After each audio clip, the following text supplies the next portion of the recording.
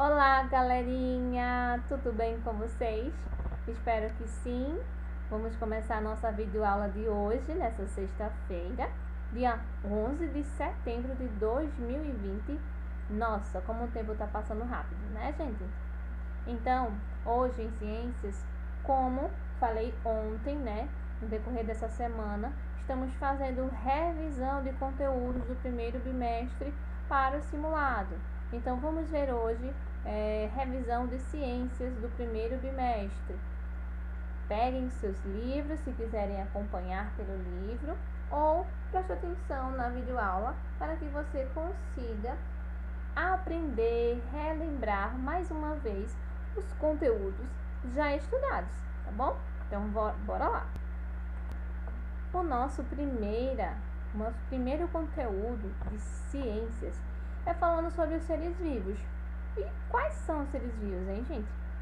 Seres vivos são nós, seres humanos, os animais, as plantas, que a gente precisa do ar, oxigênio, da água e de uma alimentação saudável, que consigamos nos desenvolver, ficar bem, né? Bora lá ver mais algumas coisas que vão preencher esse tema. Eu sou um ser vivo. É o capítulo número 1 que vocês vão ver no livro de vocês, na página 212. Na natureza existem seres vivos e componentes não vivos. Os seres vivos são aqueles que têm vida, ou seja, que nascem, crescem, se desenvolvem e morrem, que é o nosso ciclo de vida. Outras características dos seres vivos é que eles precisam de alimento, de água e do ar, oxigênio, para sobreviver. Olha aqui o exemplo, nesse exercício que vocês fizeram em sala de aula. Aqui temos o leão de pelúcia. Ele precisa do ar para sobreviver? Não. Precisa de alimento? Também não. Ele cresce? Não. Ele morre? Não. Mas aqui, uma árvore, ela precisa do ar, oxigênio? Sim. Precisa de alimento? Sim. Ela cresce? Sim. Ela morre? Sim. Então, ela passa pelo processo do ciclo de vida, certo? Nasce, cresce, envelhece e morre. Também se reproduz, né? A mesma coisa é o passarinho, é o pardal, certo? Que vocês marcaram aí, que ele precisa do ar, precisa de alimento, ele cresce também e morre, tá bom? Nesse capítulo número 2, vocês vão ver o ciclo de vida de cada ser vivo, tá? O ciclo de vida é composto de todas as etapas de vida de um ser vivo, como um animal ou uma planta. Os seres vivos nascem de outros seres vivos. Eles também crescem, podem se reproduzir e depois, no final, morrem. O ciclo de vida dos animais. Veja a seguir dois exemplos de ciclo de vida de animais.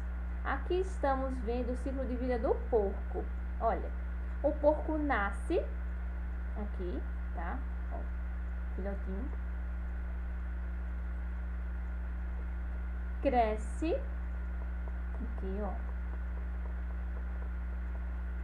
E se desenvolve até ficarem adultos.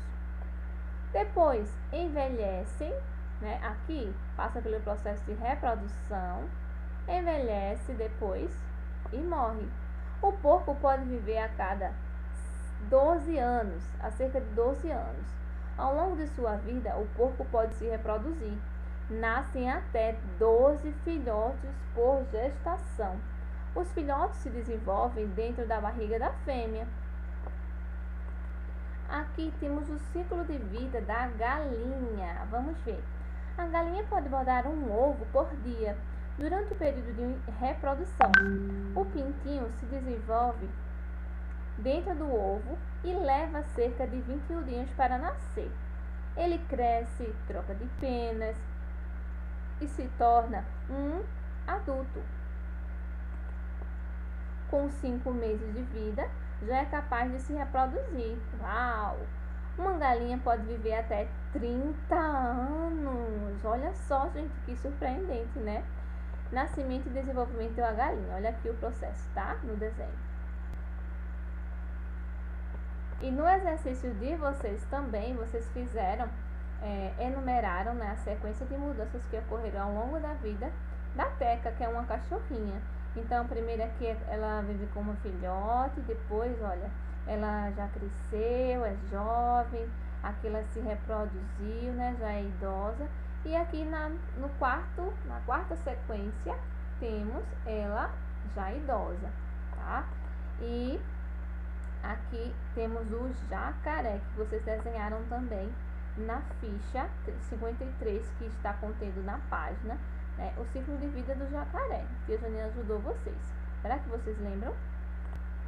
Aqui nessa página 218, vocês vão ver o ciclo de vida das plantas, tá? A gente viu anteriormente o ciclo de vida dos animais e agora das plantas. Então, a maioria das plantas nasce de uma semente, tá? As sementes são encontradas dentro do fruto. De cada semente nasce apenas uma nova planta, que é semelhante às plantas que originaram a semente.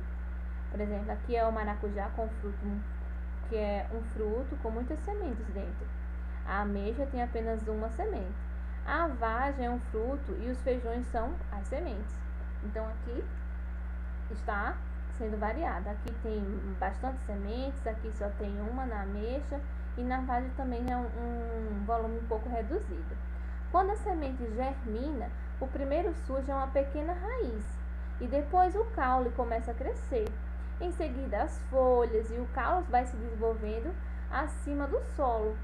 O tempo de vida das plantas é bem variado. As plantas que podem viver por muitos anos, outras têm um ciclo de vida curto e podem viver menos de um ano. Então, varia aí, tá? Como tem mostrando. Então, na imagem, está mostrando o ciclo de vida de um ipê, que é uma árvore muito bonita, que as folhinhas dela, né? As flores são rosas. Tem uma época do ano que ela fica bem rosa. Então, o ipê cresce aqui por volta, pode atingir 18 a 35 metros de altura. Então, tem falando aqui algumas características. Aqui também, ó, a laranjeira, né? O corpo das plantas é formado por raízes, caules e folhas, que são as partes das plantas que a gente também estudou. Muitas plantas também produzem flores e frutos. No interior dos frutos ficam as sementes, como a gente já aprendeu aqui, tá? Flores e frutos e sementes participam da reprodução das plantas. Então, tá aqui as partes das plantas. Então, vemos a raiz, o caule, as folhas, as flores, tá? Que é a partir dela que surgem os frutos, e o fruto. Essa aqui é uma laranjeira, tá? Ela produz muitos frutos ao mesmo tempo. E o que está dentro do fruto é a semente que dará origem a uma nova planta. Nesse terceiro capítulo aqui, vamos abordar os seres humanos são seres vivos. Com certeza, né? Ao longo da vida, os seres humanos crescem, aprendem muitas coisas. E conforme o tempo passa, o corpo vai se modificando. Então, a gente passa por diversas etapas. Então, primeiro é o nascimento na nossa infância. Na infância é o período que vai desde o nascimento até cerca de 12 anos. Então, brincar nessa fase é muito importante, pois ajuda no crescimento e no desenvolvimento da criança, que é o caso que vocês fazem bastante, tanto em casa como também na escola, né, no nosso colégio. Aí, depois que vocês passam dessa fase aqui, que é a infância, né, vem a adolescência, que é a partir dos 12 anos de idade e vai até os 18 anos. Aproximadamente, o ser humano está na adolescência. Nessa fase, o corpo passa por muitas mudanças, tá, gente? Ainda maiores, ficando bastante diferente de como era na infância. Também ocorrem muitas mudanças no modo de agir e de pensar, que é aqui que a gente vai formar a nossa personalidade. Depois da fase da adolescência, né, vamos passar para a fase adulta. E na fase adulta, né, que vocês vão passar para a velhice. Na fase adulta, o corpo das pessoas não passa por muitas transformações, não. Só a mulher, né, que passa pela transformação da gravidez, que modifica o corpo. Cresce lá a barriguinha, mas só isso, tá? Nessa fase, ela tem novas responsabilidades e aprendizagens. Por quê? Porque na fase adulta é que a gente vai atrás do nosso trabalho. Então, aqui, obviamente, o nosso trabalho exige da gente, adultos, né, responsabilidades. E a gente deve também sempre estar aprendendo. E na velhice, o corpo continua mudando. O cabelo fica branco e a pele enrugada. Os idosos adquirem ao longo da vida diversas experiências e podemos aprender muito com eles, com o nosso vovô, com a nossa vovó. Quem aqui nos já conversou, né? Com o vovô e com a vovó. E eles nos passaram tantas experiências que a gente vai levar para o resto da vida. As semelhanças e diferenças entre os seres humanos. O corpo humano é dividido em cabeça, tronco, membros superiores, que são os braços e as nossas mãos, e os membros inferiores, que são as nossas pernas e os nossos pés. A cor dos olhos, o formato do nariz, da boca e da orelha, a cor da pele e a nossa altura são características que diferem de uma pessoa para outra. Então, cada ser humano ele é único, Deus fez. Até aqueles que são gêmeos, que as pessoas são gêmeos idênticos, não são idênticos porque tem alguma diferença neles, se a gente notar bem direitinho, tá? A maneira como as pessoas se vestem, cortam e penteiam os cabelos, constroem suas moradias, entre outras coisas, é chamada de característica social e varia de acordo com o grupo social. A forma de comunicação também é uma característica humana. As pessoas se comunicam principalmente por meio da fala e também da escrita. Existem muitas maneiras de trocar informações, por meio de uma conversa, pelo computador, pelo telefone, por cartas, entre outros, que são o quê? Os meios de comunicação que a gente está estudando lá em geografia, né? Também é possível se expressar por meio da música, da dança, pinturas, esculturas, que são expressões da cultura de cada grupo social. Quem aqui não gosta de dançar, né? Como a gente passou pelo processo aí do show de talentos do Super Cérebro, vimos que muitas crianças gostam de quê? De desenhar, de pintar. Então aí são uma forma de expressão cultural da pessoa, tá? É uma característica do que você gosta, uma característica de sua personalidade. E aqui, ó, temos algumas práticas da cultura. Aqui é uma escultura, aqui é uma apresentação de quadrilha, de festa junina, que acontece muito aqui em Caruaru, lá em Campina Grande também, tá? E aqui é uma apresentação do Bumba Meu Boi, lá do estado do Maranhão. Pois bem, o nosso conteúdo do primeiro bimestre de ciências concluímos, né? Foi até a terceira unidade. Então, quem não acompanhou, quem não prestou tanta atenção, vamos rever novamente esse vídeo, tá bom? Vamos agora para o nosso conteúdo do dia de ciências. Então, vai ser os seres vivos se relacionam entre si. Vocês encontrarão as atividades nas páginas 184 e 185, tá bom? Então, pegue um livro didático e vamos começar a nossa aula do dia. O segundo capítulo, né, que a gente entrou agora no terceiro bimestre. Os seres vivos se relacionam entre si. Olha que imagem tão linda, né, gente? Então, os seres vivos se relacionam uns com os outros no ambiente em que vivem. Então, essas relações são importantes para a sobrevivência dos seres vivos e podem trazer sérios benefícios. Vários, inúmeros benefícios, como abrigo, alimento e proteção. Então, as relações também podem ser prejudiciais a um dos indivíduos ou mesmo não trazer benefício nem prejuízo. Então, temos aqui um peixe palhaço, né? Quer dizer, 2 peixes palhaços, utilizando as anêmonas, que são animais venenosos, como abrigo para se proteger de outros animais. Então, essas plantas aqui, eles se protegem, tá? Então, essas plantinhas que são venenosas, né? Esses peixinhos que são chamados peixes palhaços se escondem nelas para se proteger dos seus predadores, tá? E aqui é um martim pescador, que é um pássaro que se alimenta de peixes.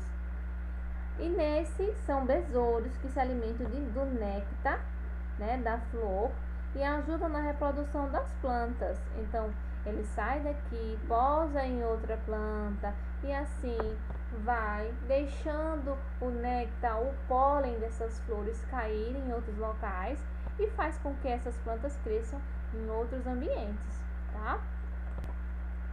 Número 1. Faça um X na imagem que mostra um exemplo de relação entre dois seres vivos. Então, temos aqui um beija-flor e uma planta, uma florzinha. Temos aqui um tucutuco cavando uma toca. Então, aqui é como se fosse um ratinho, né? Um roedor. Então, aqui é uma areia. A areia é um ser vivo? Não, apenas um ratinho, tá?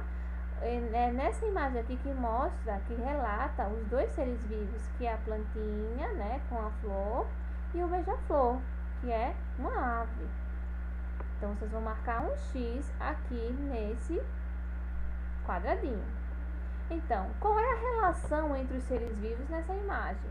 É que se o beija-flor se beneficia do alimento que está nas flores e ajuda na reprodução dessas plantas.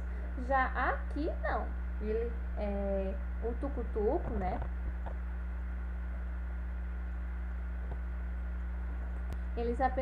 Ela apenas está se relacionando aqui com o ser que é não vivo, que é a areia, para se abrigar. Mas aqui está dizendo que não é os dois seres vivos, é apenas nessa imagem, tá? No número 2, no desenho abaixo, circule 4 situações em que os seres vivos se relacionam entre si. Então, é apenas seres vivos, não seres não vivos, tá? Então, vamos lá. Na primeira imagem, temos aqui um pássaro com uma lagarta na boca. Então, os dois são seres vivos? Sim. Aí, nessa outra imagem, a lagarta está comendo a folha da plantinha. Então, os dois são seres vivos, a planta e a lagarta? Sim, muito bem. Agora, aqui nessa imagem, o ser humano, né, junto com as galinhas, estão interagindo entre si? Sim. São seres humanos? Sim. E aqui temos uma galinha comendo uma minhoca, certo?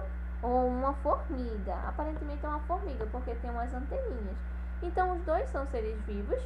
Com certeza. Então, 1, 2, 3, 4. E são esses 4 que vocês vão circular, tá bom? E para concluir, temos aqui o terceiro. Vocês vão acompanhar aqui o texto que tia Janine vai ler, tá bom? Pra gente ver o que a gente vai fazer aqui embaixo, na letra A e na letra B. O gerivá é uma palmeira que atinge 15 metros de altura. Pode ser encontrado em locais quentes e úmidos. Suas flores e seus frutos fornecem alimento para diversos animais. Então, muitos animais se alimentam dessa frutinha aqui, tá? Que são maritacas, se alimentam dos frutos de gerivá, do gerivá. Maritacas são aves, tá certo? Ou não? Vamos pesquisar aqui o que é maritaca. São aves mesmos. Eu acertei. Na letra A, em que tipo de ambiente o gerivá é encontrado? Olha aqui. Locais quentes e úmidos. Então, a resposta está aqui nesse textinho. Certo? Coloquem aqui novamente. Reescrevam. E na letra B, para terminarmos, sublinhe no texto, que é passar um tracinho embaixo, um exemplo de interação entre os seres vivos. Olha aqui. Suas flores e seus frutos fornecem alimento para diversos animais. Então, os animais são seres vivos e a própria planta é também um ser vivo. Então, animais e plantas são seres vivos, tá?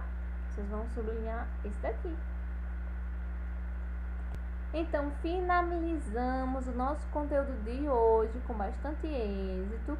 Prestaram atenção no conteúdo? Aprenderam? É fácil, né? Então, aquele que tivesse dúvidas pode perguntar à tia Janine, tá certo? Um beijo enorme para vocês, um excelente final de semana para toda a família. Descansem e se preparem para os simulados que já estão vindo aí, tá? A partir de segunda. Um beijo, até segunda-feira. Tchau!